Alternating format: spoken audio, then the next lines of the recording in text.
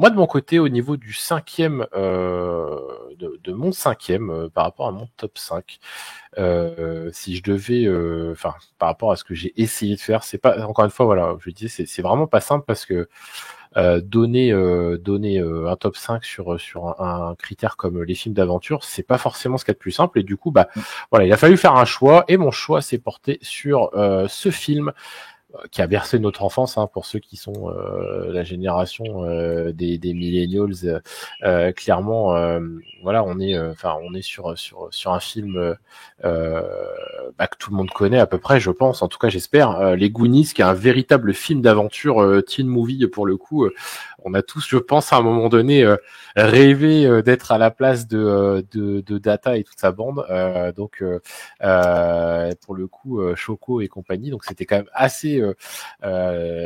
C'est un film qui est totalement ancré dans la pop culture, hein, clairement. Hein, c'est une production Spielberg, un film de Richard Donner, mais voilà, et puis qui met en avant voilà, une bande de gamins qui est hyper atypique, et qui va réussir à travers une aventure assez folle à chercher un trésor de pirates perdus dans leur ville pour pouvoir sauver la maison des parents, on va dire des gamins qui accueillent souvent le groupe. Donc c'est assez sympa. C'est vraiment un film doudou aussi au passage, pour le coup. C'est vraiment le genre de film qu'on peut regarder, enfin moi que j'arrive à regarder assez facilement, souvent d'ailleurs, parce que voilà, typiquement il y a ce côté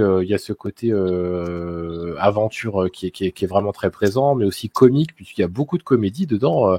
Il y a des passages très drôles, et puis voilà, avec cette bande de voyous, la mère et ses trois fils, dont un qui est enfermé à la cave.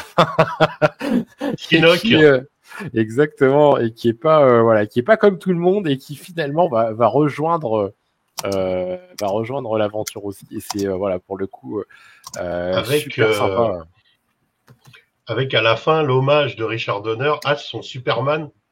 Quand il déchire le t-shirt, il a un Oui, t-shirt exactement. Superman, Oui. À la fin, avec une espèce de, comment dire, un tricorne, hommage au film de pirate aussi, évidemment. Exactement. Et puis très beau bateau.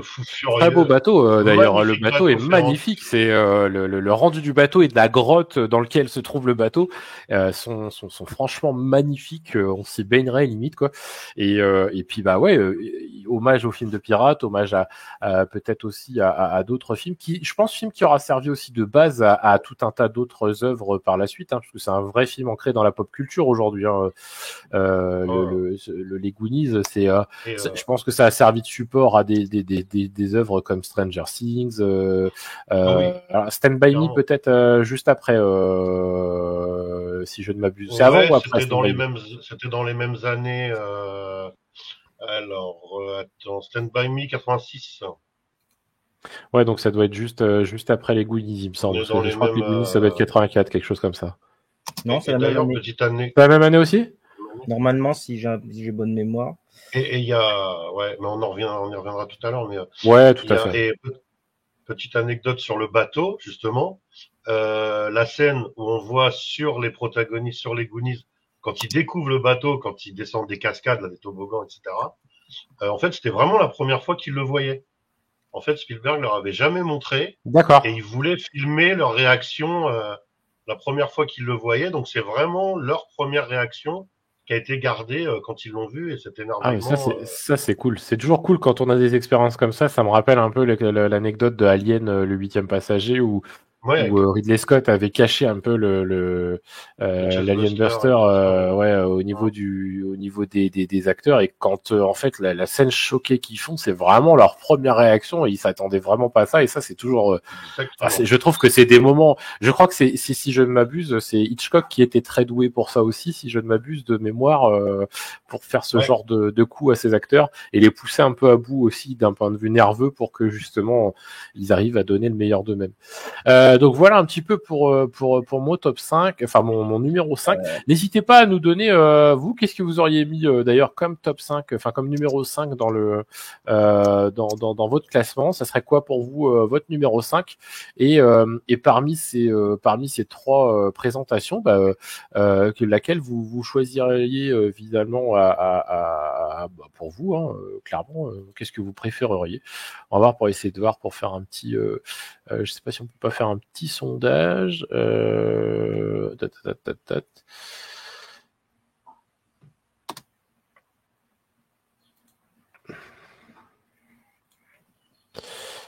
Hop, a priori. Après, pour info, si vous regardez sondage. aussi dans les bonus, il y a sur le DVD, il y a juste surtout il y a un petit making of. Richard Donner confie qu'il confie, puis je crois que ça s'est appliqué. Il recommencerait jamais à tourner avec des enfants, c'est trop fatigant. Ah oui. Il a expliqué. Il est content d'avoir fait le film, mais il recommencera plus jamais. Il a expliqué que pris indépendamment, chaque gamin était un amour. Une fois ensemble, c'était la cacophonie. C'est pas comme quand on a des enfants et que voilà, ça, on est à table et ça oula et tout ça. Et d'ailleurs aussi, c'est pareil, au niveau des dialogues, il y a eu beaucoup d'impro. C'est vraiment leur langage. Et ça se voit par contre. C'est vraiment le langage que les gamins parlaient à l'époque, etc. Ça fait pas trop de dialogue écrit par des adultes pour des enfants et qui sonne faux dans la bouche d'enfants. Là, c'est vraiment, il les a laissés presque improviser devant la caméra. Il y avait quand même des dialogues et tout, mais c'est vraiment leur langage, quoi. Et ça se clairement. Après, là, sur le sondage, je m'attends à une petite victoire d'Indiana Jones. Je sais pas pourquoi, mais bon. Pour le coup, là, le sondage, je vous ai mis un sondage pour ceux qui souhaitent participer, sur ces 3 films, justement, lequel a votre préférence. Bon, voilà, après, clairement, je pense que le choix va être vite vu, mais on sait jamais, on peut toujours avoir une petite. Et en parlant d'Indiana Jones, Data jouait 2001 dans Indiana Jones. Exactement, et qui a connu un très long passage à vide derrière l'acteur pendant un très long moment, et qui est revenu avec un film récemment qui a été primé aux Oscars l'année dernière, si je ne m'abuse, Everything Everywhere. All at Once, et c'était assez touchant parce qu'il a revu Steven Spielberg et c'était quand même assez la rencontre était assez intéressante. Il s'est spécialisé dans les arts martiaux en fait entre temps. Il s'est spécialisé même comme chorégraphe. Et il a essayé de faire 2-3 petites choses, mais bon 100% Indiana Jones, clairement. On n'a pas pris beaucoup de risques à dire que Indiana Jones allait être, on va mettre fin. Ça va se compliquer. Ça va devenir un peu plus compliqué après.